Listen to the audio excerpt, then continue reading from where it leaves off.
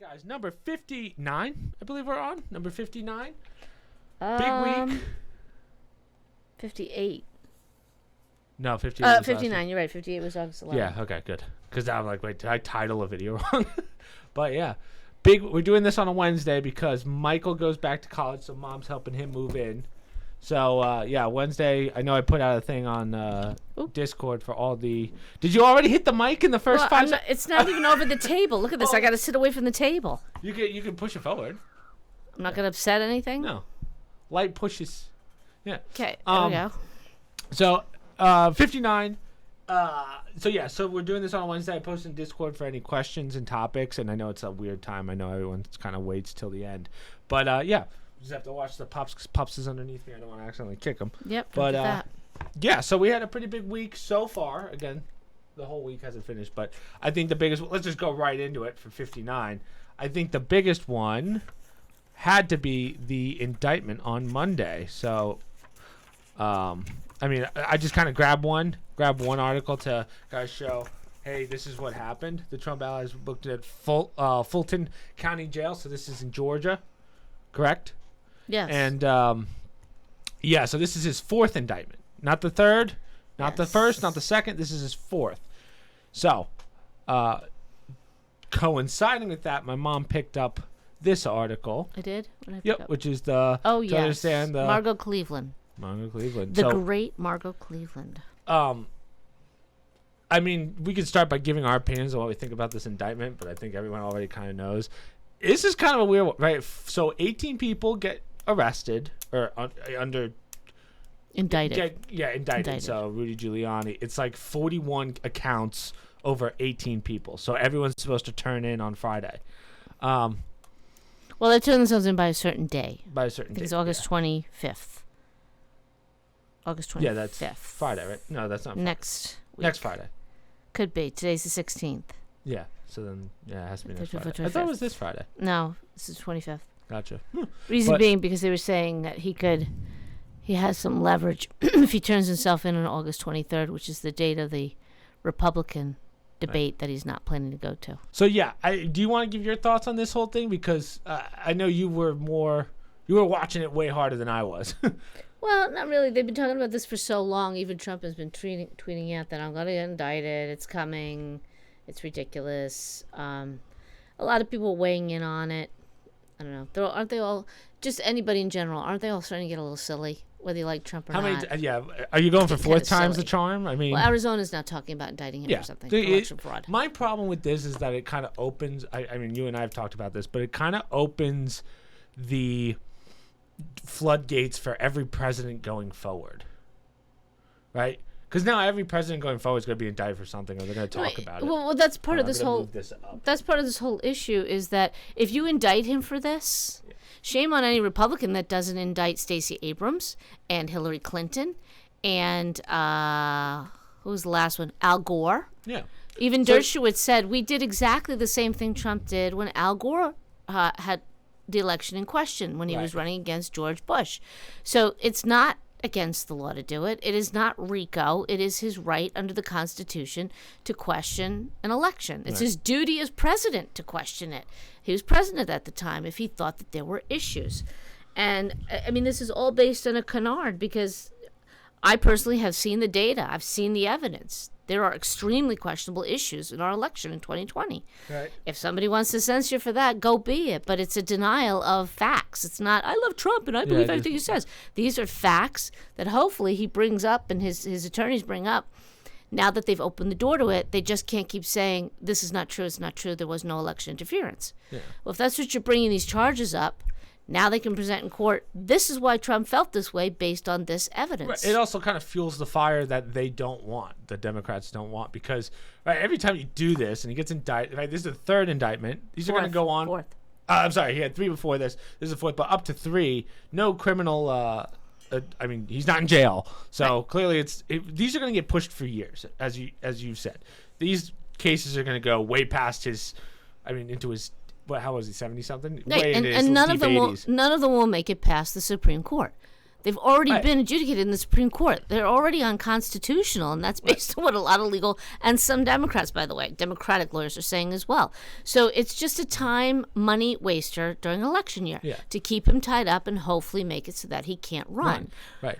But what's interesting, Which, by the way, is called election interference, and that is against the what's law. What's also interesting, though, is my mother went through the indictment laws of like, hey, can you run when you're indicted or in prison? I didn't realize you can technically run in prison, like if you want to. Right. So they were saying the 14th Amendment, and I was telling you that I've learned recently the 14th Amendment was about insurrection, but it was specifically for the Civil War. And it was easy to identify an insurrectionist. They had on a gray coat and a gray hat because they were the Confederate soldiers. So they threw that in there to say you can't run up for office if you're seceding and actively fighting against the Union. Right. Right. So now they're trying to apply that to any president running. If you're deemed an insurrectionist, you can't run for office. Well, it's not really. It's not true. You can still run. I didn't realize if you're in prison, I didn't realize, but you can run for president. Can you imagine? Let's say he did get locked up and he does get the overwhelming amount of votes. We would have the first convict president, like currently convict president, which is it's actually possible where we're going right now. I suppose, but I've heard some people say he can't pardon himself because these are state charges in Fulton County in Georgia. Then somebody came out and said, well, absolutely, he can pardon himself because these are federal charges. So right now, Trump and Mark Meadows, who's another one of the 16 or 14 that were indicted, they're trying to get this moved into federal court. Right. Reason being, these are federal charges. It applies to them when they're in office. These are not state charges that they brought, or state rules. So that's being debated also, and it's really up to the judge to decide, and to really test the mettle of this judge. Now, as an aside, when you look at these judges, I don't know about the Fulton County one yet. They haven't deep dived into him yet. Right. An acquaintance of mine who's going through a divorce is going through mediation. She owns her own business with her family. The judge did something for her business like 20 some odd years ago, and it was something minor, like signed off on some licensing thing. So he recused himself from hearing the mediation. Right. You hear that and you laugh because when you look, right, but that's what you're supposed to do. When you look at these clowns, and I'm going to say clowns, that don't they know they should recuse themselves, and they're not going to. New York, remember, he had tweets about how much he hated Trump, and then they're like, oh, let's make this guy be the judge for his case. Same thing with the Jack Smith person, I can't think of her name, Chotkin or something like that. I don't know if she said anything, tweeted anything. She probably has, but having said that, just the cases she's been involved in, she can't preside over this case. And it's unfortunate that there is no overriding. I don't know if that falls under the purview of the Chief Justice of the Supreme Court to look at these things that go on in all these districts and all these courts and rein some of these people in, because they're just ruining the judicial system. They're making a mockery of it. My question would be, what, especially in such a politicized culture that we have right now, what can you find a judge that's completely unbiased one way or another? Or have no connection to some level of politics? Well, there are judges out there that are capable, some that have been appointed by, President Obama, some appointed by, President Carter's not around, but I feel like the best ones are at the Trump, tippy top. George Bush. And for these, I don't know about that. That's not necessarily true. Well, but I still give credit to the newest one, the Supreme Court Justice that recused herself on that one. I can't think of her name. The Harvard School one, Tanya Jackson Brown, because she was on the board. Yes, I mean, so at least I give in you that case, I think Chief Justice would have said, you have to recuse yourself. Papa, what are you doing? You all right? Yeah, he's just moving. Oh, I thought you hit him. Remember, guys, our dog has a torn ACL, so we got to keep an eye on him. What was I going to say? When you're at that level, I think the Chief Justice can step in because it's directly. I don't know that, but it might be assumed that I just don't see a judge at a lower court level, like under the Supreme Court, really going through and being like, I don't know if I can credibly take this one. It's automatically grounds for appeal. I know. Or one of the grounds for appeal. So you're wasting everybody's time. I think they hope no one's going to go through it or something. But yeah, I completely agree. I'm just saying. It's just a colossal waste of time when these judges that are that blatant don't recuse themselves. Just get out of the way. Put somebody else in there. They're not going to do it. So you know what? We go through this exercise. Taxpayers pay a lot of money. Right? This candidate has to spend money on legal fees, which is what it is, with election interference, et cetera, et cetera. And for what? It's going to get appealed. Yeah. And it'll take years. This is the fourth time it goes. Has each one gone to the Supreme Court already? No. They just started.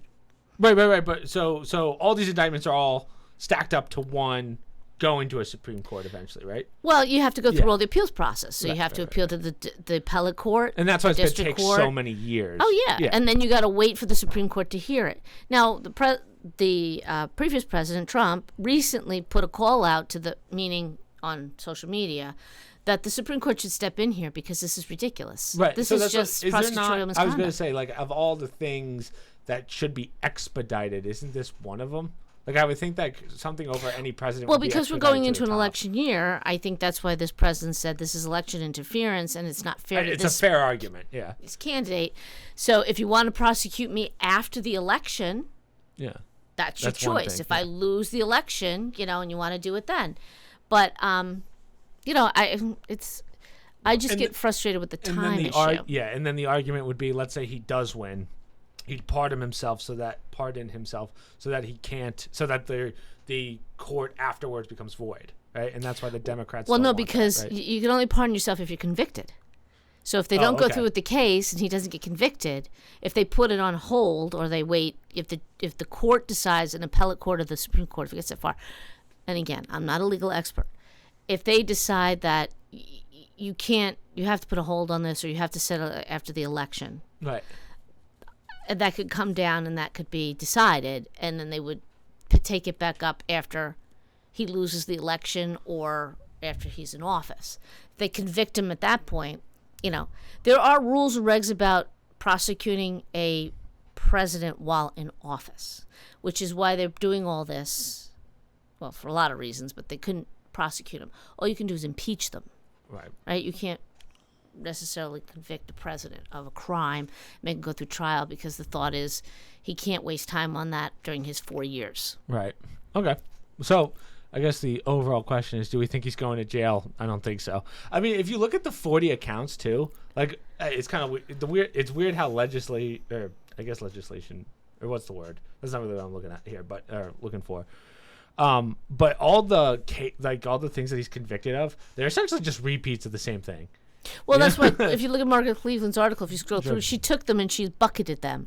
So the RICO charges, and she listed the ones that were part of the RICO, or maybe there's only one for that. Racketeering. Right.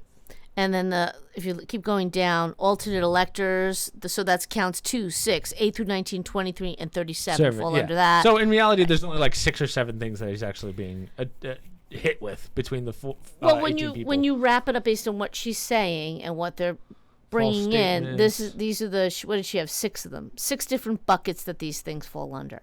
Right. Now keep in mind, one of the individuals is Rudy Giuliani. Yeah. Rudy Giuliani was famous for 2 things. Cleaning up the mob. Right. And he's the one who pretty much created the RICO statute, Right. and that's what he's being tried under, which can happen. I'm not saying that that's, people commit crimes, but it's kind of a joke that they're going to say, we're going to get you under RICO when you're the one that made it. He created the RICO That charges. would be ironic, right? They hit him So, with that. Yeah, so he's kind of, I don't want to say laughing, but he's kind of looking at it like, hey, I created this RICO. You don't think I made the loopholes that go with it? Yeah. Definitely this is full of RICO. So, yeah, I don't think this is going to be something that we're going to be 4 presidents down the line before we even hear about what the end of this one.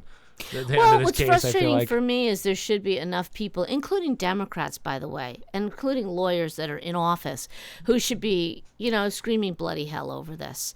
Whether you like the guy or not, this is judicial misconduct. It's out of control. I also think that, as I said before, and I by think the way, this as an opens aside, Governor Kemp, who is a Republican in Georgia, the governor, he could pull her from this. There's a law in Georgia that allows the governor to, there's 5 or 6 reasons, that he could pull the attorney general off of this and say, no, you're done. You can't handle it. So there's been pressure put upon him by the MAGA crowd to say this has to stop. And not just MAGA, by the way.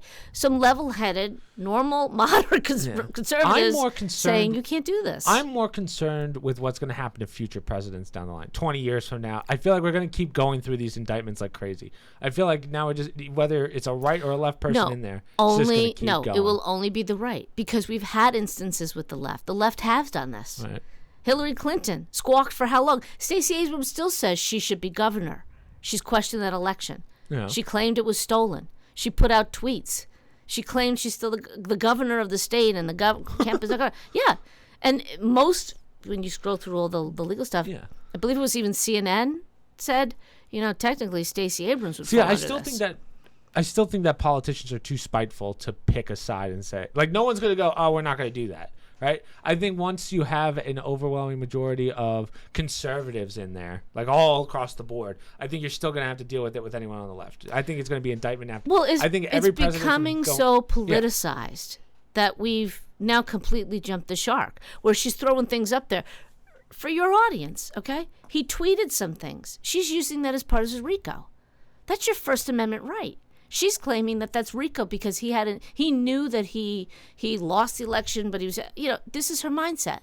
And just Jack Smith, same story. They're trying to prosecute this individual because of things he thought and what he felt. And that's what they're basing their case on, that they're going to prove that he believed one thing versus another. Right. I mean, that's absurd. That's not a crime in this country. And we're going through this. I guess. It just scares me. The more I see of this, the more I get scared for the future. Or maybe I'm just paranoid. You should be. I just think You should be, because it's not going to be a Democrat or a liberal.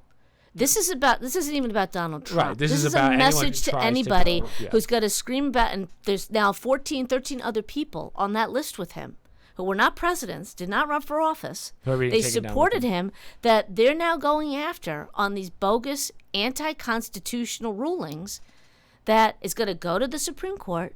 And the Supreme's going to say, this goes completely against the Constitution. Never should have been brought. Right. These cases never should have been brought.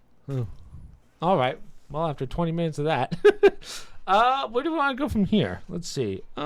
Just as an aside, President Trump has said that he's going to release next week, which I'm intrigued by, all the evidence to prove indisputably that there was voter fraud in Georgia and the charges against him should be completely dropped. Allegedly, right? That's the big meeting that he had here in Bedminster with... No, he's going to release the information next week on the 23rd, I believe it is. So it's one of these, stay tuned. So after this indictment, after all this stuff, after, he does his mugshot, whatever they're going to do, he's going to, in his opinion, I don't know what's going to happen, but he throws it out that he will embarrass the heck out of them and show indisputably that this was stolen in Georgia, which I believe it was. It was stolen in Georgia. So I'm curious to see what he's going to put out that hasn't already been put out and force them to drop these charges. Right. Okay, so let's just go down the line. This is your MIT one? The pollution one? Okay. We've talked about this before. I pulled this one up because it's a teacher from Princeton and MIT. Not what I would say conservative institutions by any means. As someone who works near Princeton. Right. When you have all these articles, climate this, climate that, I was interested in it because I've often heard that the data that all these climate people base it on is faulty data. Why so many scientists say we have climate issues. So these two come out. I think they're both more physicists, but shit's getting real, I put. One guy is William Happer from Princeton. Yeah, my own thing. Shit's getting real. William Happer is from Princeton. Richard Lindzen is from MIT. The models rely on a bunch of things that is not scientific. They rely on consensus, peer review, right? Government opinion, models that do not work, cherry-pick data, or they exclude data. So that's what the EPA has been doing, and climate people in general. So these individuals are saying, hey, EPA is making regulations, which, by the way, they're not supposed to do. Laws are supposed to be passed by Congress. Somewhere along the line, and we've had this discussion too, the alphabets took over. EPA, the DOD, they all started making these rules and regs. That was never supposed to happen in our government. They can advise, they can implement, but they're not the ones who are supposed to be telling us what to do. Well, the EPA is starting to make all these decisions based on these faulty climate data, and these two intelligent men are coming out and saying, you know what, the EPA is not only, they shouldn't be doing this based on how our government's structured, but also they're doing it based on faulty information. Okay? All the models grossly overpredict warming over actual data. And the way they do that is the model that they use, and you should bring it up in the article. Is it in there? You compare two. So keep going. Not this one? Not this one. Keep going down. There's two of them. That one? No, keep going. Let me see the rest. Could be that, a little bit more. Let me see the comparisons. All right, now I don't know which one it was because when I was reading the article, I was passing. Is it this one maybe? Those are the parts per million. No, it was actually the temperature one. So I think it's here. That one and that one. These two. Okay. The EPA overstates the harm of CO2 and they leave out the CO2 benefits. But when you look at the data, okay, they show data where what they did was the hottest this country's ever been is in the 1930s, even hotter than it is today. Okay? Yep. But it doesn't show that when you look at the maps that they base a lot of their data on because they show ratios of the hottest days from one day to the next. And when you do that, the ratios don't highlight as much because you don't have a wide variance in the 30s because it was hot. You're like almost like leapfrogging statistics because think of how big a ratio is. So look at the side. Ratio of daily temperature records. And look at the 30s. It's very low. Look at us today.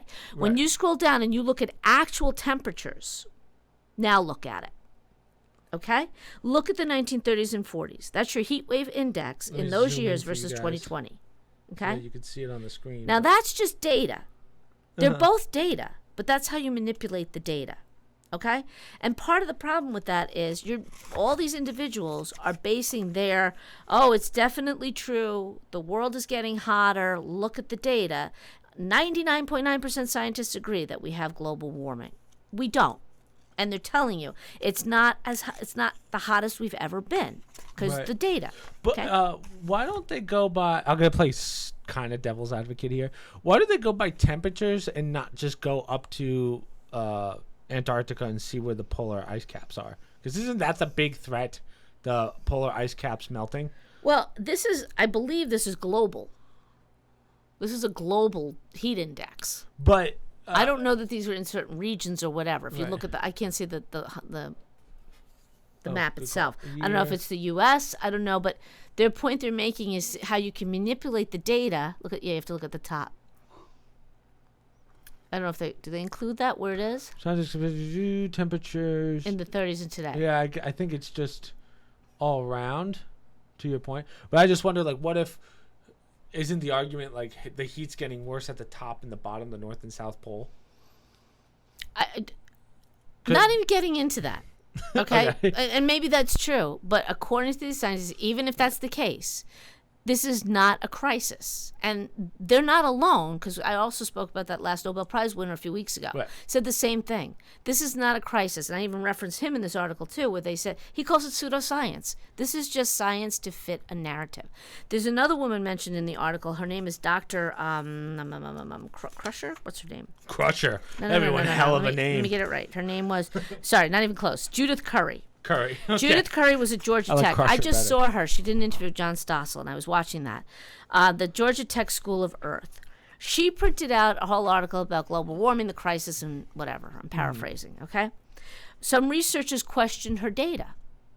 Being a good scientist, she went and looked at it, and she realized she was wrong. Good for her her. point was, when she put that document out, she says, I was a rock star.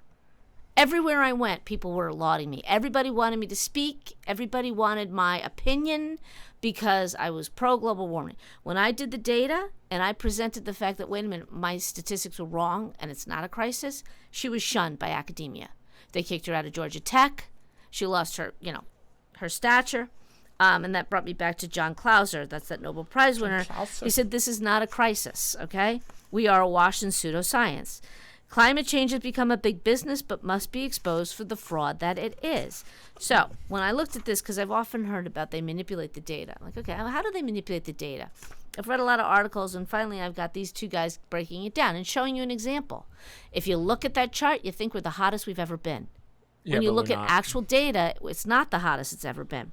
Also, they talked about something else, which is their one of the guys' purview is radiation and whatnot as a physicist. He says, everybody badmouths CO2. CO2 is bad. We can't have CO2. Yeah, we talked about this one. Right. The doctors showed data where CO2 and temps were higher than today with little correlation between the two, and CO2 is at the lowest level now. CO2 increases, it creates more food worldwide because plants need CO2, right? Yeah. And net zero reduces CO2 emissions by 40 gigatons per year, which reduces the food supply. right? So if you lower the CO2, which maybe for some conspiracy theorists that makes sense to them because we know the globalists want to kill off population. They think there's too many people on Earth.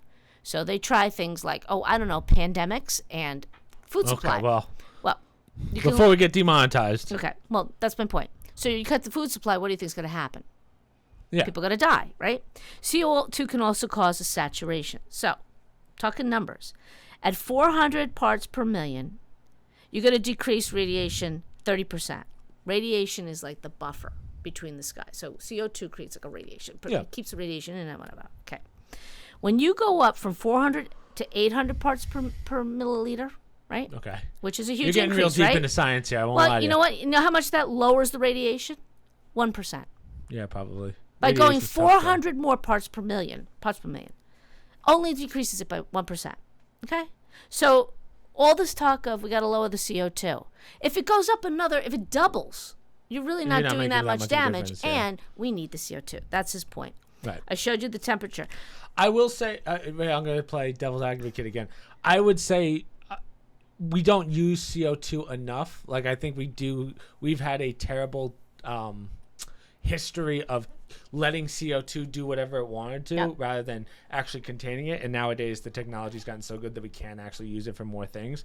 But I think instead of focusing on how do I put this? Like, I don't want to say pollution, but we kind of focused on everything like polar ice caps, ozone. We didn't focus on, like, we said no CO2 rather than how can we use the CO2. Mm-hmm. So nowadays, again, we have a company that's been doing CO2 like crazy, as you know. So, but point being, CO2 isn't bad, and even if it doubles in parts per million, you're really only lowering your radiation 1%. Big deal. You know, it's not going to make that huge a difference. The interesting part was 99.9% scientists agree. That's called consensus. Yeah. That's not data. Okay? Just because a bunch of people who are experts say, oh, yeah, this is definitely true. That could be the case if they say because it's based on such and such data. Right. You're an expert. You can be an expert on wrong data. Exactly. Right? That's the point. That is not fact. Climate models do not agree with the data, and they all base it on these climate models. So that goes back to their original comment. The problem with the EPA is they're looking at things that are not actual science. Models that rely on consensus, peer review. So just because the same 99.9% looked at the same wrong data and they all said, yep, Joe Blow is right, I agree with him, we have a climate crisis. That's not science and that's not data. Well, I don't know if this is for the better or worse, but now you can take all those scientists with the misinformation or whatever, bring them to a consensus. I don't even know how to transition for this one, I'm going to be honest. So I saw this one, and I thought this was pretty interesting. So Google, I think this is another, I'm going to play devil's advocate this entire podcast, I think. Ready? Google's AI power tool summarizes web pages for instant insights. So basically now you could take articles, and it's an AI that will take any article you read, like say it's 7 pages long, it'll condense it into a paragraph for you. Okay. I want your thoughts on this one. What do you think this is a good thing or a bad thing?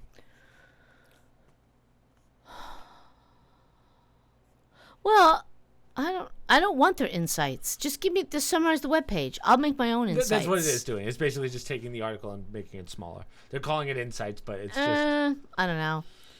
I guess I don't really. Just give me the article. Whoever generated the article, that's not fair to them. I don't want you cherry picking what I put out there because, you know, I have my own opinion of the information I'm putting out there. No. It's taking an article that's already out there. Right. You're the reader. It's not changing any of the information. It's just condensing it so you don't have to read 7 pages. Right, but there could be valuable information in those 7 pages. Where does AI? I don't want AI telling. Yeah, so I don't agree with that. I mean, if somebody wants it down and dirty, like they want to look at a summary, you can look at the summary of a book, for instance, but that doesn't mean you read the book. Yeah. It doesn't mean you get the info for the book. Now, here's where I'm okay with this, right? You know when you're looking up, like, let's just say directions to something? Yeah. Like just how to make a pie? Yeah. Don't give me the back in the 1960s. My grandmother made this. You know, the whole life story Oh, bullshit. right. That's where I'm like, okay, I'm all right with this. You know? Yeah. Like there's so many articles that it's like, get rid of the crap. Or when Jason and I are doing a walkthrough for something, and I just need the answer to one thing, and it's like, let me give you the history on this item and whatever. Right. I don't need that. I just want, if I ask a question and you give me an article, that's fine, but give me the consensus of that article. Right. So I think for stuff like what I'm mentioning, this works really well. Yeah. But if you want hardcore information, it's probably not the best. My other problem with this one is kind of what I call TikTok syndrome. Right, you're shortening people's attention spans even more. We're catering to the smart. Yeah. So let's say instead of reading a 7-page article, like how long until they start taking books like Huckleberry Finn or That's already Of been Mice and Men? censored. Yeah, and just instead of actually having the book, it's like, here's 4 pages on the book. That's your take-home summer thing. You need to be able to read and understand. I mean, it's only a matter of time before we get rid of that. You say that, but who reads Of Mice and Men and who reads Huckleberry Finn? School Right. kids, yeah. How many kids do you know when you went to school actually read the books? Well, remember, what was the name of that website that everyone used? Oh, wow, this is giving me flashbacks. Cliff Remember Notes cliffnotes.com or whatever? Yeah. Back That's when I was in basically what fourth this grade? is. Oh, So yeah. they're taking Yeah. information and, to your point, I just want a recipe. That's not reading a classic. That's just getting Yeah, the facts. I don't need your family history on this bullshit pie your grandmother made. The other thing I would say, though, is it depends. That's a function of what platforms you go to. Because some people want the story.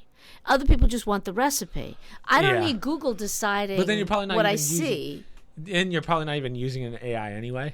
Like, you probably don't Well, that's care what I'm that saying. much. I mean, if it's going to be AI powered, I mean, to me, It sounds like it's just an extension, too. So it's not like if you load Google, you're always going to have it. Like, you Right. can turn it on and off.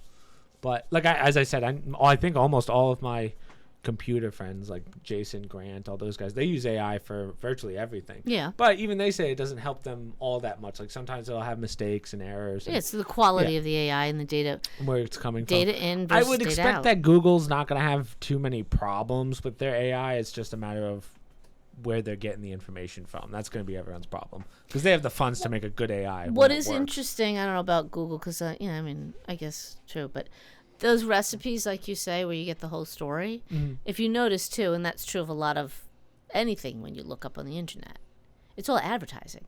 Oh yeah, So when you're reading, it's ads. If you start summarizing stuff and people they don't embed ads in it, right? They're killing themselves because you're trying to make money from advertising. So if I do the AI and it's summarizing, I'm guessing you're not going to get the whole story about where the pie came from. right. So I'm not flipping through ads. That's true. That's true too. Yeah. I don't know how they're going to work that Well, one. I brought up this one too, which is Snapchat's AI. Yeah. So Snapchat a couple months ago now they added their own AI to they added their own AI to sorry guys, that's my dad moving stuff. They added their own AI, which is it's called My AI, and it is junk in every facet. It doesn't do anything, and then all of a sudden people are finding like I just remember when it first came out, people were like they said that it doesn't monitor you or anything. And then one guy goes, "Hey, Snapchat, where's the nearest McDonald's?" And Snapchat gave him the area and stuff, like exactly how many miles and stuff. So it's a complete lie. Like, it knows where you are at all times. It knows all your personal information. So people like don't trust. There's no way of turning it off either, which is insane. Like, if I could, I would. But it's again, this is another example of when we don't need AI. Stop adding AI to stuff. Well, yeah, it's kind of weird. It's like saying you have multiple libraries in a town. You can go to which one you want to. I thought the whole point was to have one centralized area of the data. Yeah. Now everybody's coming up with their own AI. So So you just got to you're have the just quality. diverse, exactly. Yeah. So and then it's gonna be the fight of the AI, Right. who has the best AI. So again, I don't think I'm fine. I know Google has its issues, Facebook, Twitter. I trust them to have a working AI, though. I don't trust Snapchat as much to have a working AI. Yeah. Right. So that's just my mindset on all the AI. I do think that the AI is getting out of I'll take your out of word hand. for it because I'm not well versed on any of these platforms. I mean, I'm familiar with Google, but they've But had issues. TikTok doesn't, or Snapchat doesn't need it. It's just Right. a picture to another person. What do I need an AI for in my feed? It doesn't have anything to do with the news. It doesn't have anything to do with things that You I've just added. wanna get on the AI It's just like, why do bandwagon you, exactly? and claim that It's they the have most it. useless Yeah. AI I've ever seen. So, but it Well, you knows must all your have to, information. yeah, and you must have to maintain that. There must be a cost associated with constantly updating AI and Right. adding Or information. it's a cheap AI and it's, you know what I mean? So that's where it gets a little, Where do they pull it from? who knows? Google? I don't know what information they even Yeah, use. so is there like a central or a few of them that are generating these AI data? Yeah. So the next one, I'm surprised. This is one that it's kind of funny, but also it's like, what? So, father who inspired The Blind Side to Michael Orr's insulting allegations that his adoption was fake for money. So, some of our viewers probably aren't even old enough for The Blind Side. But The Blind Side was a huge movie that came out. It's about Michael Orr, who's a professional, he's retired now, NFL player, who, stars Sandra Bullock. Is basically his life story and how this family adopted him and got him through college and how he got to the NFL. And now it's coming out. I mean, how long ago did that movie come out? 15 years ago, at least? I think so. The Blind Side. Let's Didn't see. we see it in Aruba? We saw it in Aruba, yeah. on our, what year was that? This is at the Dang, top. it did really well. 2009. 2009. Blind Side was 2009. So yeah, 14 years ago, right? That's about right. You guys see that quick math right there? But yeah, so now it's coming out how basically the whole story's not so much that it's a lie, but there's certain things about it that people or that was not true. So the big one is that they adopted him when in reality he says, and again, I think this is going to be a big story of he said, she said until paperwork comes out. But it's basically a story about how he was adopted, but they say they adopted him. He says that they tricked him into signing what's called a conservatorship, which is what Britney Spears had, for those of you that know that story. So he was over 18. You can't adopt Right. somebody over 18. Exactly. So it's just funny how this comes up so many years later. My brother brought up a good point when we talked about it at dinner. Like, why is this all coming out now after 14 years? Yeah. So, but also I would say it's not that he really needs the money because, I mean, he was a pretty successful NFL star for the time. I mean, he wasn't doing like $30 million contracts. No, but I think he did. I think he had like a $34.5 million. well, good for him then. It might be cumulative, but Right. he had a decent amount of money. But he says he's never gotten any money from the movie that's come out. So I wonder, this is a weird one because of the timing. If he said this like months after, I'd completely believe his story. But when it's 14 years after and you had this long NFL career, I go, hey, did you blow all your money? And now you're like, how can I make money? Oh, I can say that and get the proceeds. Because these people, the parents, have made so much money off of wait, is this it right here? Yeah. The parents have made so much money off of the conservatorship, in quotations, that he's like, well, this isn't even a true story. Well, we're not that even he sure gave us. that's true. Yeah. I don't know. I'm getting conflicting messages about the dollars and cents, but he's also making a case that the story depicted him as being not as intelligent, yeah. that he had learning issues, and he felt that affected his NFL career. how he was treated in the NFL and blah blah blah blah blah. But again, then why would you wait 14 Exactly. years Yes. to say it? So that's where it gets a little dicey. Because he hasn't been, he knew what was going into it. I assume he saw the script that everybody did. If not, that he read the book and he understood what they were going to portray. And to come out now is an interesting play on it. I don't. We'll see what happens. It should be the family should be able to document the situation. They should have paperwork, right? It's got to be somewhere.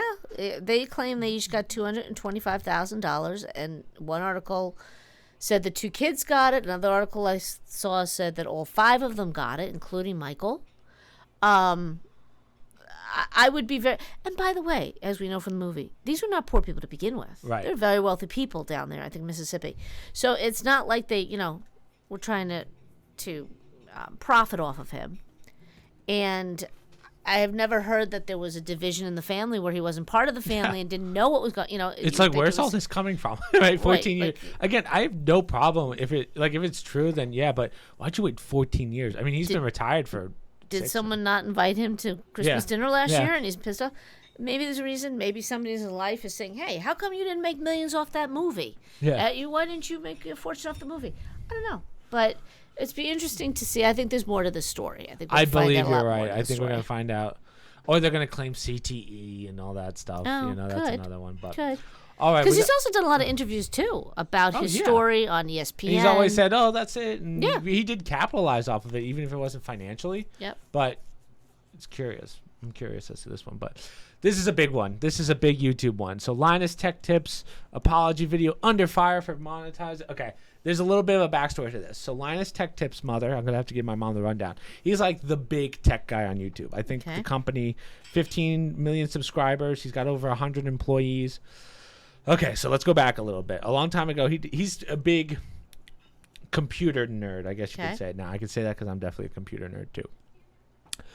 So he did a video. They do a lot of sponsored videos. So people will send them their devices. He'll do a review of it.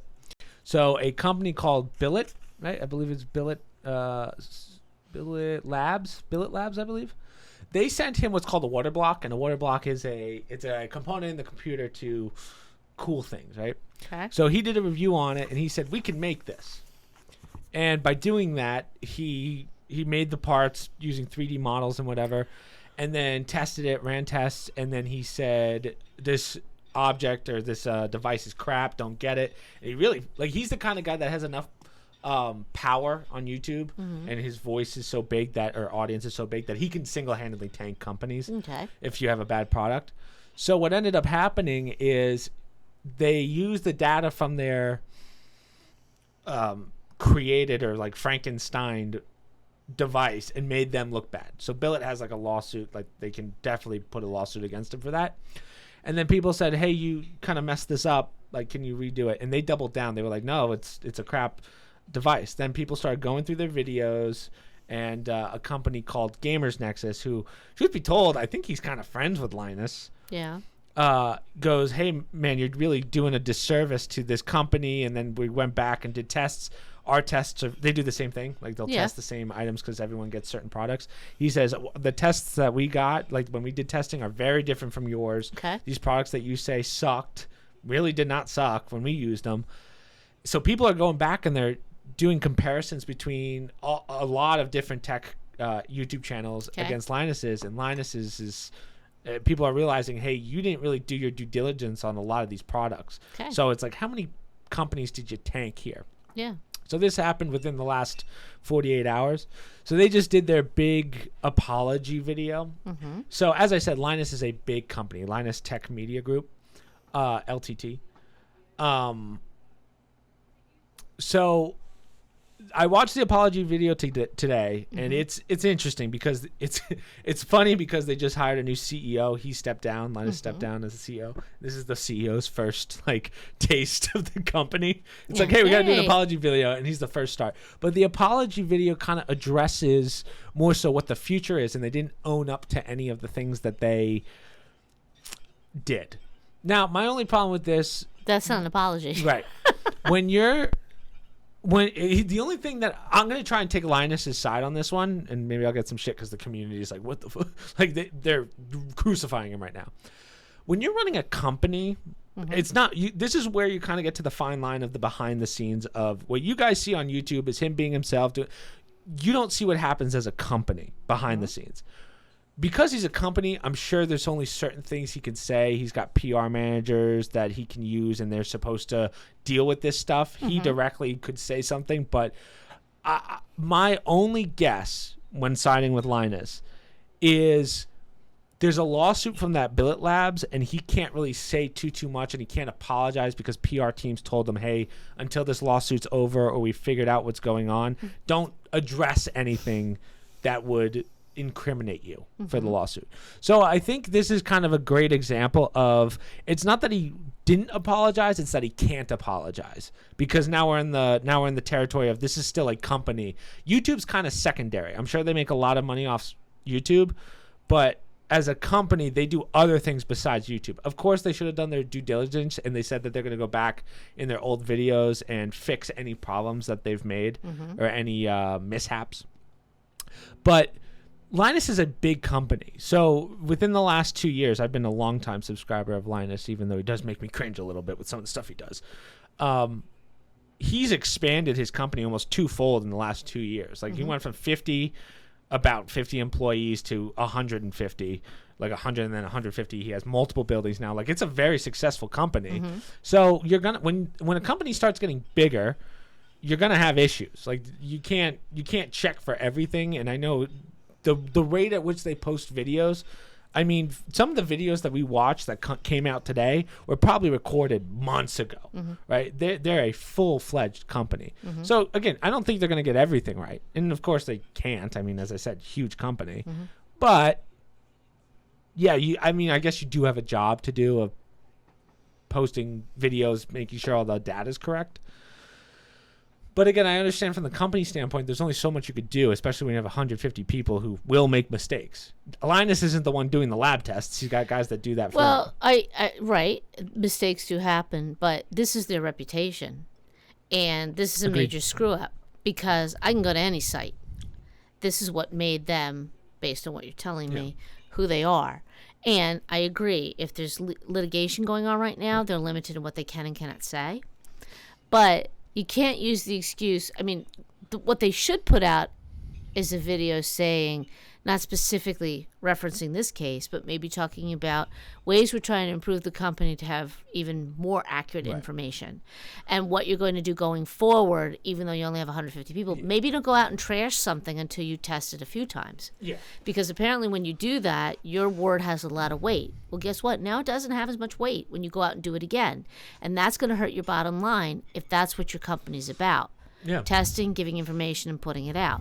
So they're going to have to fix this, and they're going to have to follow up from a PR perspective of how we're not going to make this mistake going forward and how you could trust when we trash a company or tell a company's good. I will say they did a very good job. Even though they didn't apologize in the video, they did a very good job about talking about the future of the company and how they are going to fix things. So obviously there is a PR team involved. Again, this is all come crashing down in 48 hours, so I knew they weren't going to have anything in time for 48 hours. And again, it's a massive company. It's not like other YouTube channels that are like, there's only a small fraction of YouTube channels that have entire teams of like over 20.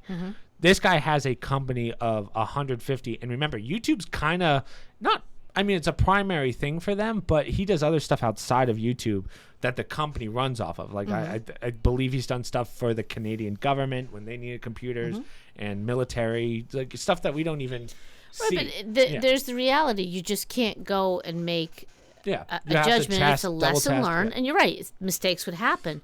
But he's got to understand if it's getting this much attention, you better be careful with some of the statements you put out if you don't use those 150 people to check and double check. And their workflow is, I think to your point, they're going to fix that mentality, I guess. Like so let me put it this way. Linus has an incredible workflow in the sense of they'll post like 12 times a week full videos, not just shorts, but full videos.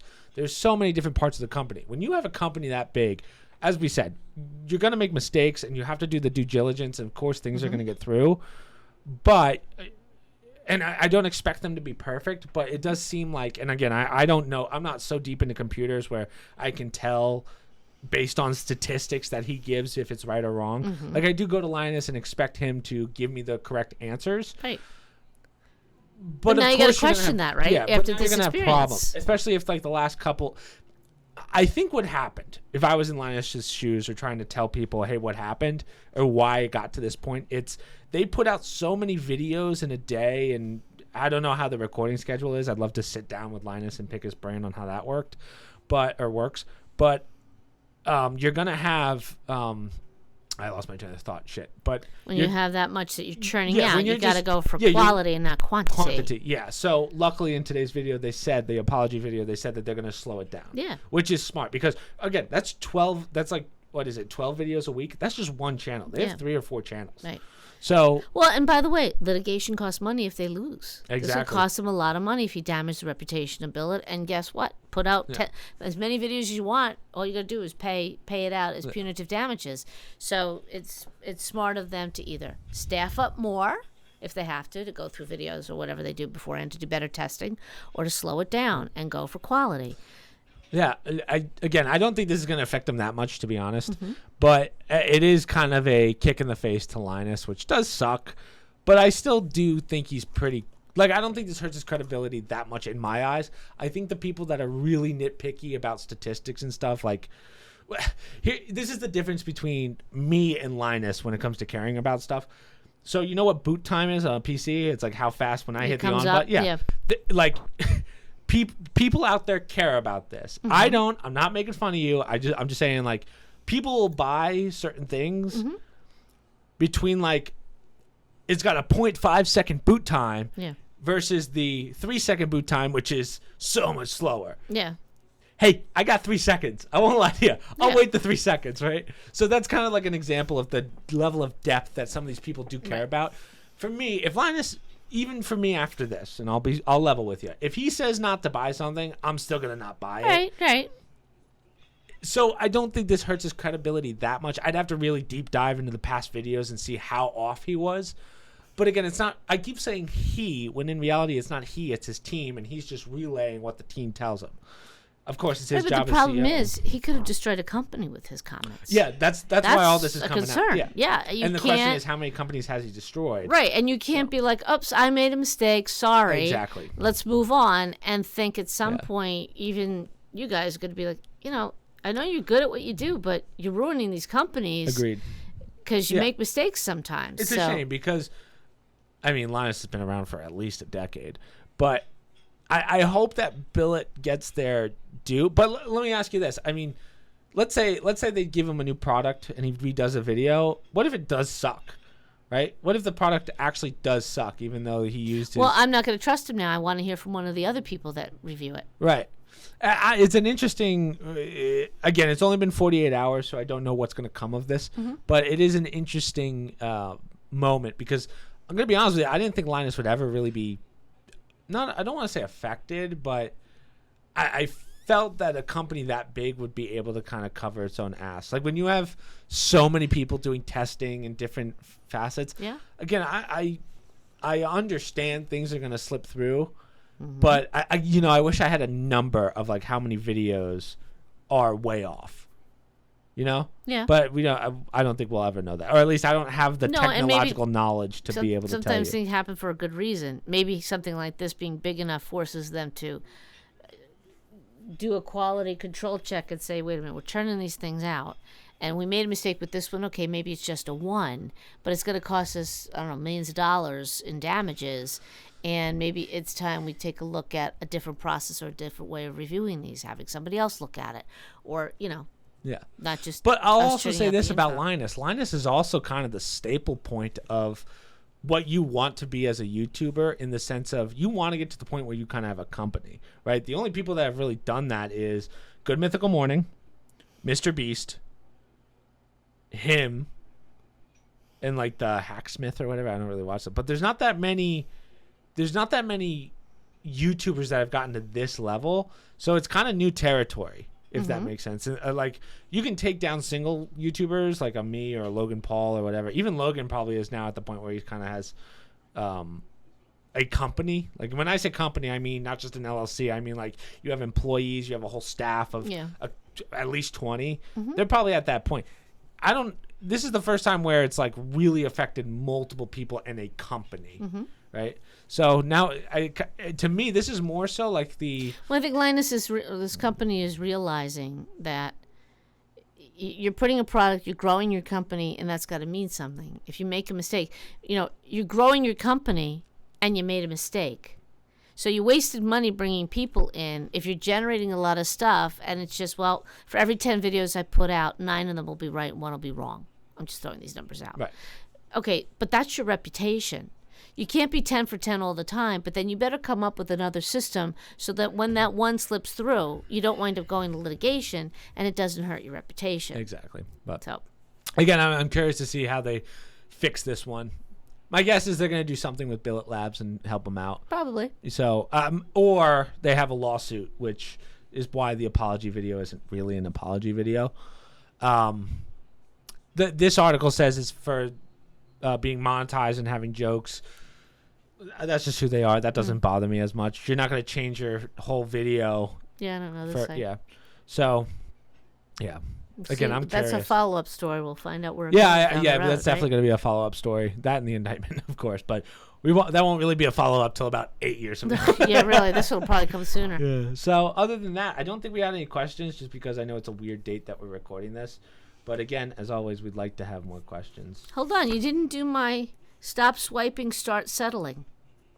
Oh, that's right. You're right. I totally forgot about that one. I apologize. That's the American Perspective Survey. We're talking looked at dating apps. 5,000 U.S. adults 18 and older.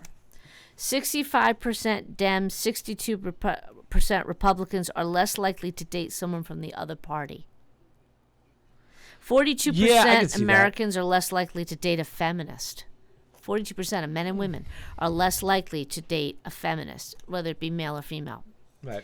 15% would, 40% said I'll date either. So in the 1970s, women's had a higher well-being than men. Now it's the opposite. Isn't that funny? Interesting. So higher rate of well-being. I saw the headline for this. I thought it was like talking about how bad dating apps have gotten. But It's not about that. It's about the perspective with dating apps and the extra amount of people or the ability to go out there. Their point is when you look at the data, it's not getting better out there, even though you have these dating apps. And a lot of trends have changed. So like I said, in the 1970s, when everybody had this opinion that women were so unhappy, they wanted jobs, they wanted their freedom, they wanted to be independent, they wanted to get out. They marked a higher well-being than men in the 1970s. Because they're not getting hit as much.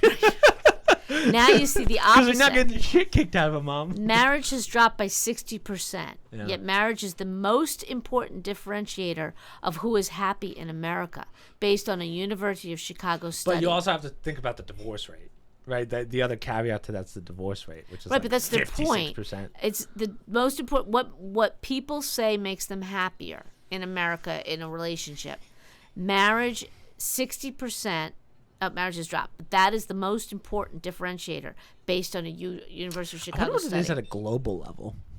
What do you think the divorce rate is at a global level? There's a 30% point gap in happiness between married and unmarried people, meaning married people show 30% higher, what they call it, happiness rating. 43% of women say they have no interest dating versus 34% of men. I thought that was interesting. Since women want peers, so women today, young women, when they're looking for a mate, a spouse, they want peers. They want them to be as educated. They want them to be as successful. They want, which is different. Have you seen? I'm sure you've seen videos of. I don't know what the podcasts are, but there's a podcast where this guy just has like 16 gorgeous women on, but they're all morons to say the least. And it's like he'll ask questions like, "What do you think the average salary is for a man every year?" Or "How much do you think your man should be bringing in every year?" And they're like, $225,000. Like, it's insane. Yeah. And then he tells them the average, and she's like, "I never dated a guy that was only making. I believe the average was 38 in this country." But understand, women nowadays, there's 60% versus 40% on average college, women to men. Right. All right, so more women are going to college, more women are getting degrees. Mm-hmm. We're seeing more and more men dropping out or not even going to college anymore. Right. Okay? Let's think about that. Where are they getting these peers from? When you say they you mean the men? Women. No, the women. Yeah, the women. The women, well, I don't know if they statistically asked men about, are you looking for a peer? I don't know that. I didn't see that data in this article. Right. However, they were focusing on the women. And they were saying, all these women are saying they want peers, right? But the problem with that is there's fewer in that pool of people because men aren't going to college, yet more women are. So they're coming out, and academically, these people are not their peers.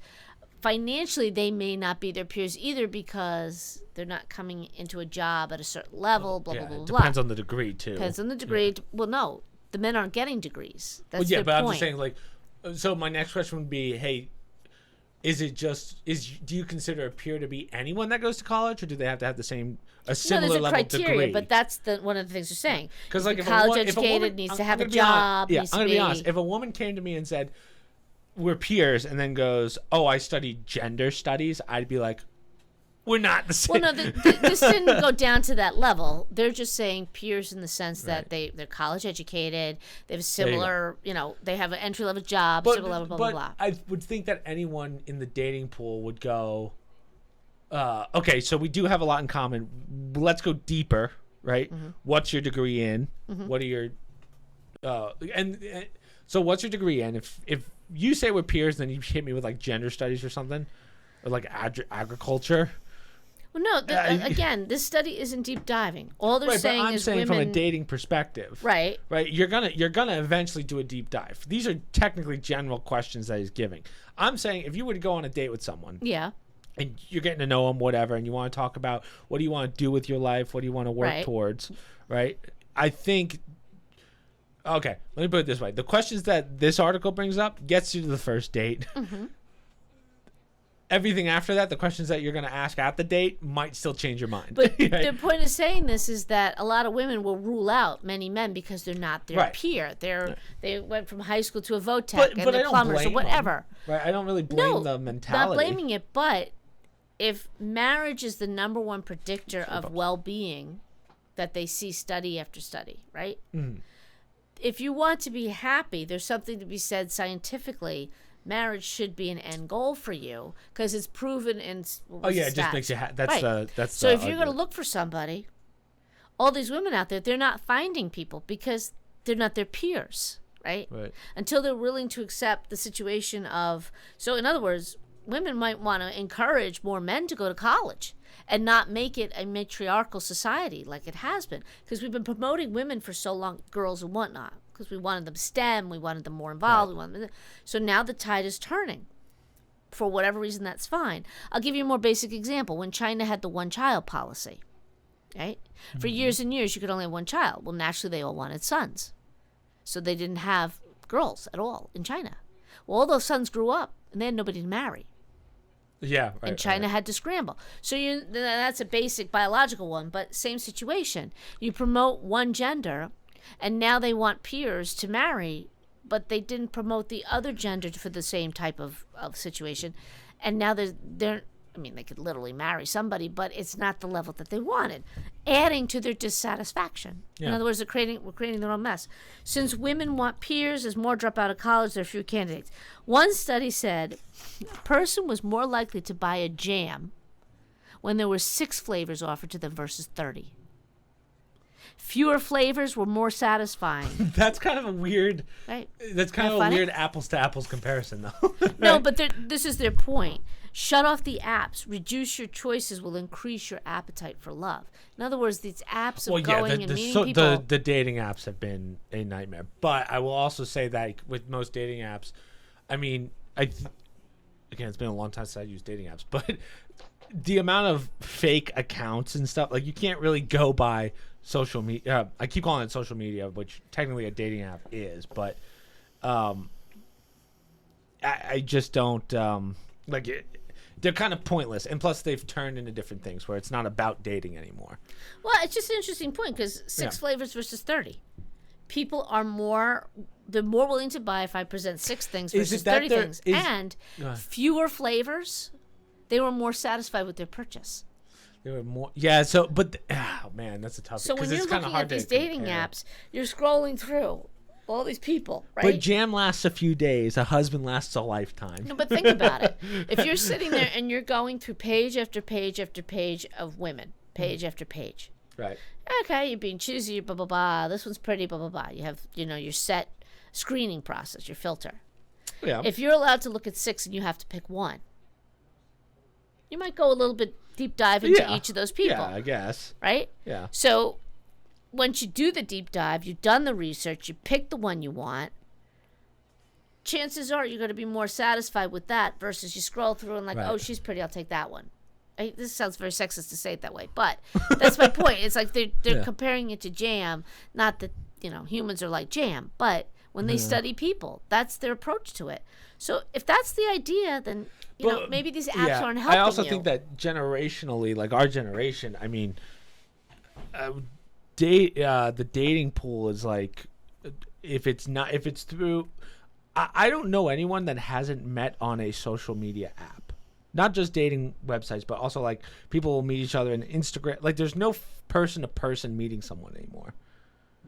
If that I don't makes know. sense. I can't answer That's that. I'm just saying my generation from what I've heard. I don't know if that's necessarily true, though.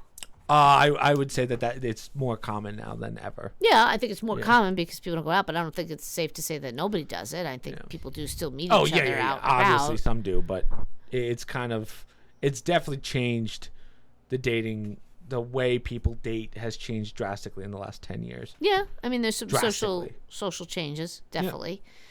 But from one, and as we're saying, there's some attitude changings too that's not helping the cause. Right. Yeah. Well, to answer their statement of like, could you date a woman on the left or whatever? Ooh, that's a toughie because in my brain I go, I could change her. Good luck. I can change her. What do you mean you like Biden? But so I do. Well, they did have other statistics about moderate versus liberal, who would do more conservatives were more willing to date liberals than liberals are to like I think date two moderates. moderate people would get along just fine, but if you have an alt right and an alt left, well, the statistics that'd be for a that problem. too. That's gotta Although be that's a domestic violence case. That's what's so interesting. More conservatives were willing to date. I should double check that. They were willing to date somebody who was more liberal leaning than liberals willing to date conservative leaning. So in other words, the more conservative ones tend to be more open to it. Yeah, well, I think that, again, I think that's opposite. because unfortunately conservatives think that they could change their minds, whereas on the left they're like, there's no change in that person. Well, I also think, taking the present days, it's a little bit weird right now, but people tend to be, myself included, you're more liberal when you're younger. Oh, yeah. As you get older, you have a family, you get a paycheck, you pay taxes, you get the mortgage, all that stuff. Your mindset becomes more towards the conservative side. Unless you have a crazy amount of money where it's not even a factor. Well, no, like when you look a lot of very wealthy people are conservatives. It's not like, look at most of the they're actors or put and it this way, actresses. they'll call themselves liberal, but when it comes to their money, they're extremely conservative. Right? Well, yeah, but that's you can't have a liberal person and then have one conservative thought and call them more conservative. Right, but I also think that both sides can be full of crap. They think they're one way and it's not really true. But there's also no one set thing. You're more, you could be more liberal and more conservative. It's not your one or the other, right? But I just find your mindset as you get older becomes more conservative leaning as you get older because reality sets in. Liberal tends to be anything goes and I don't need you, I don't need this, I don't need that. Well, or that's because you're younger. Oftentimes you're subsidized by parents or whatever. As you start to get out on your own, reality sets in and you start moving towards a more conservative mindset. Doesn't mean they're totally conservative. I mean, you can still be liberal, but some of your ideas are more. So anyhow, I just thought it was kind of interesting with the whole. I understand why people use dating apps. I just think it's a recipe for disaster. Oh yeah, yeah. You don't know. Yeah, you have to. You're not going to learn much from someone on a social media app, I don't think. Well, I don't think COVID helped either because people were locked down for a couple of years there.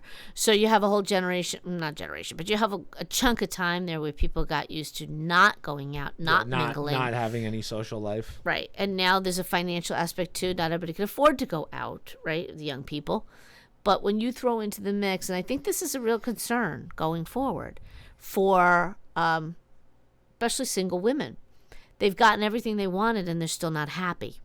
Yeah. Right? I mean, and I say everything they wanted, but in terms of, in general, women have more freedom. They have more ability to get educated and have high-level jobs. They don't have to have children if they don't want to.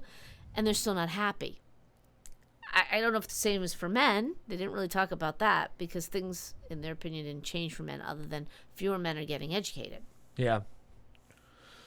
Interesting article. Yeah, it's so in the end, don't date. Okay, guys.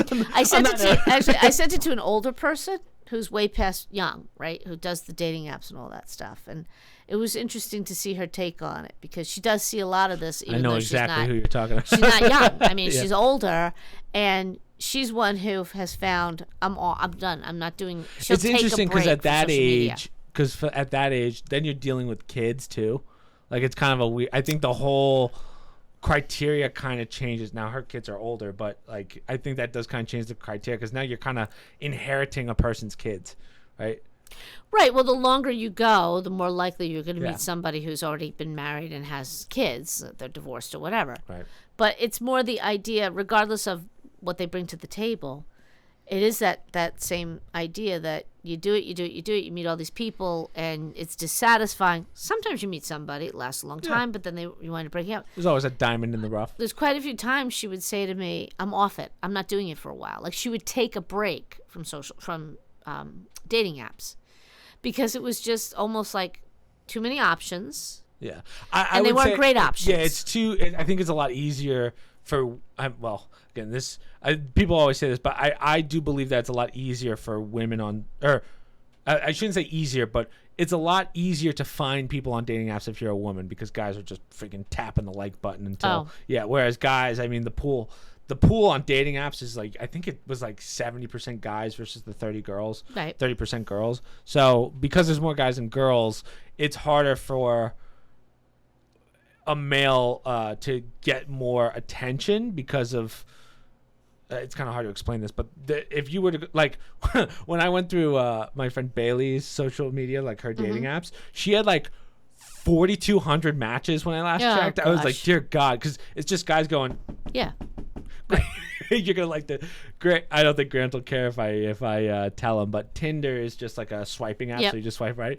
Grant got into mechanics, so like he was doing engineering, and he had this little stick that would go and it just circle and just swipe right. It was hilarious.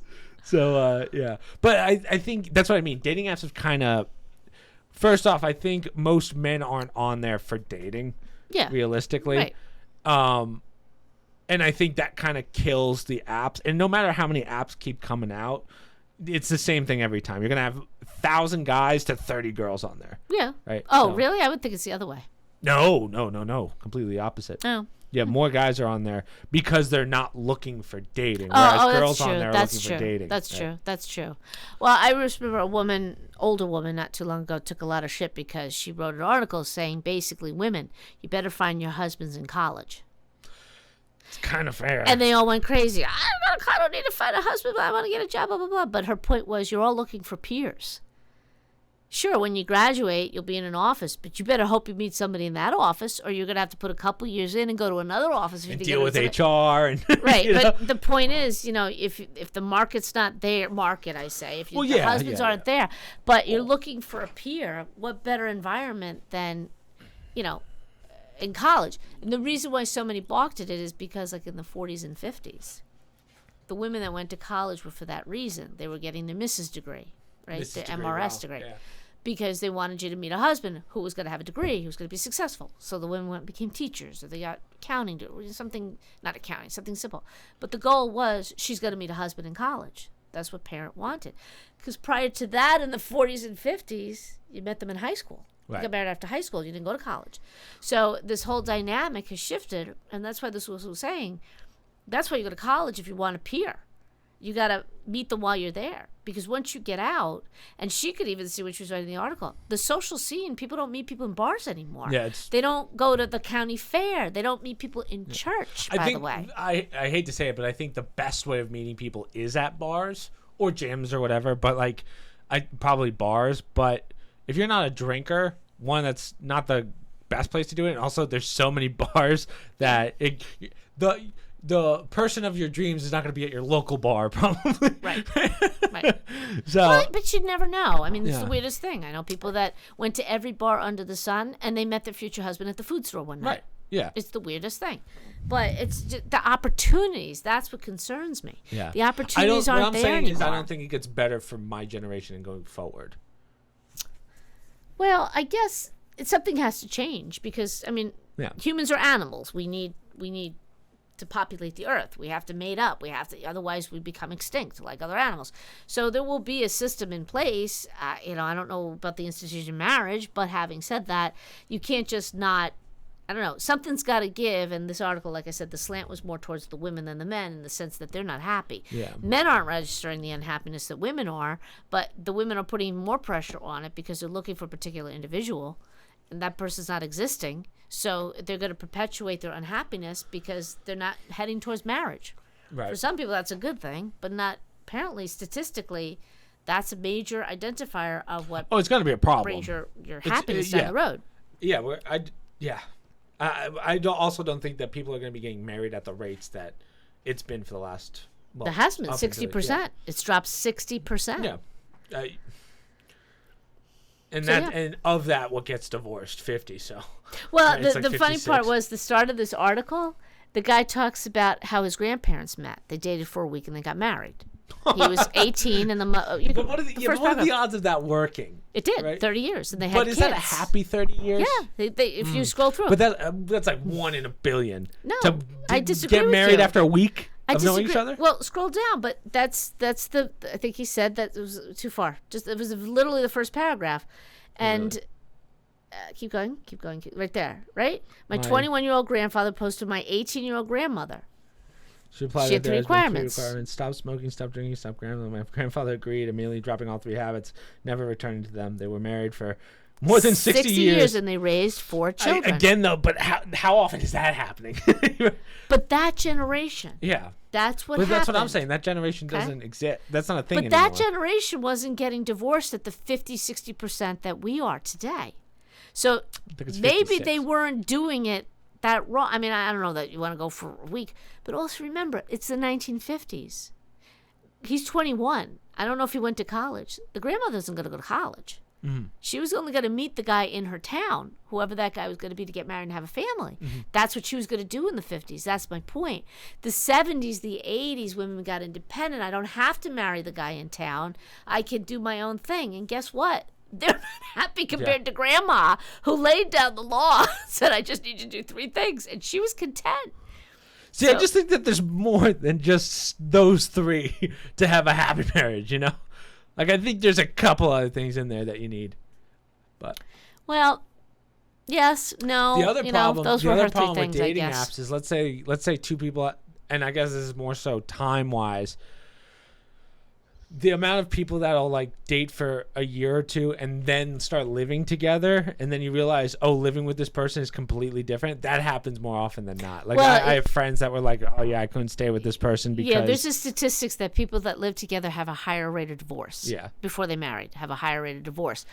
He talks about that too, that we're going backwards now. It used to be a date, you get married. I knew someone that was married back when I was in college. She was married, but her and her husband had different houses. And Okay. she said that was nice because we weren't like all over each other. Like we weren't getting in each other's way all the time. Yeah. And I was like, that's an interesting dynamic just because I'm not used to it. Like they're the only people I've ever I mean, that's also like open relationships. I'm like, what the hell is that? Open's a different story. That I don't. I'm pretty sure the divorce rate on that one's like 100%. It's like insane. But it's like anything else. It's every relationship's different. What works for one may not work for another. Agreed. But at some point, when do you not call it a marriage anymore? When it's an open relationship, that's just a contract.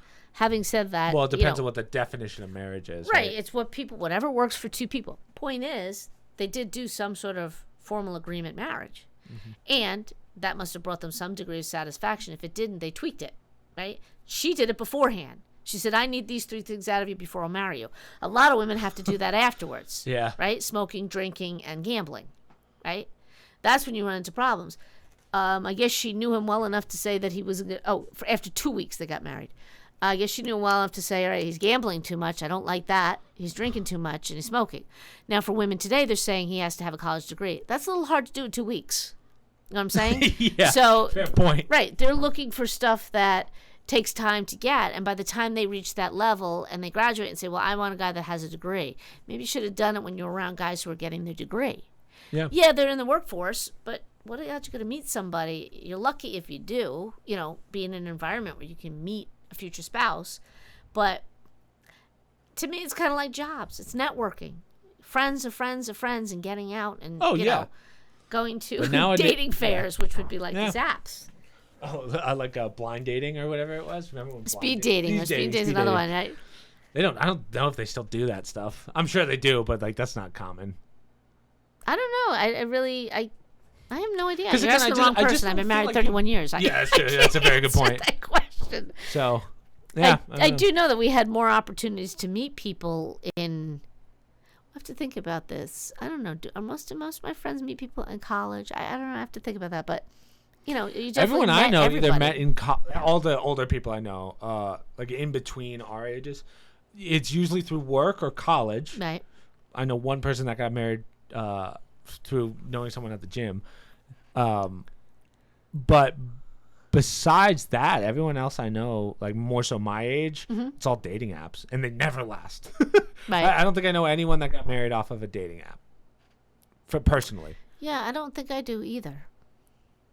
I don't keep in touch with a lot of young people to know, like a lot of my peers to know how they. It's right.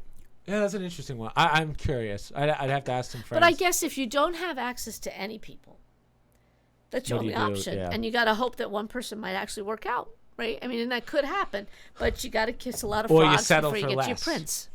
Right, that's the other problem. You settle for less, and then you have divorce. Well, or you adjust your expectations because there is no perfect person out there, right? I mean, demand perfection. Well, and this person has the right to say, I'm not getting married to the nicest person in the world and you got an underbite, you're gone. Yeah, really. Well, I think it's also a mistakes. shame, too, that people discount their church environment. Well, that's a whole different topic. But I know, but there's a lot of people to meet at those type of events, and they tend to be similar to your background. Right. Because, Jewish, Christian, Muslim, whatever. That can save you a lot of headache, too, because, Do you think arranged marriages will ever come to America? they are here. Yeah, but I mean, like Americans doing arranged marriage? No. Well, no. I think it happens more unintentionally than people realize. Yeah, when kids I'm sure. grow up and friends marry friends and blah, blah, blah, blah, blah. Like kids have known each other their whole lives. They go away to college, they come back, and they get married to their friends. That happens, it's not as unusual. It might happen even more because there's no access to other people or not as much.